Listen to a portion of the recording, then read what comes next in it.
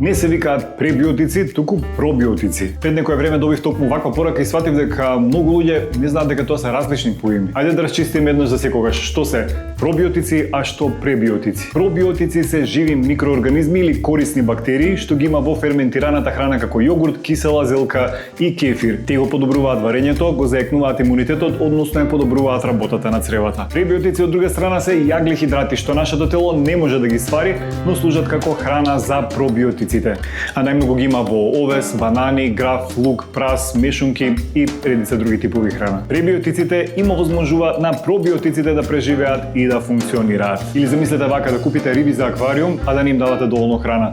Така некако би била ситуацијата на пробиотиците без пребиотици. Ке немаат со што да преживеат. Едно од најистражуваните е Lactobacillus rhamnosus или LGG. Оваа бактерија може да ја преживее желудечната киселина и активно да стигне до цревата. Го балансира микробиомот, заекнувајќи го имунитетот, спречува раст на лоши бактерии. Според некои студии, LGG може да помогне во спречувањето на уринарни инфекции. Веројатно сега свативте зошто овде го имам B-актив пробиотскиот јогурт на Дукат, затоа што содржи токму LGG плюс B6 за повеќе енергија и за подобро дигестивно здравје. Уште не сте го пробале B-актив јогуртот?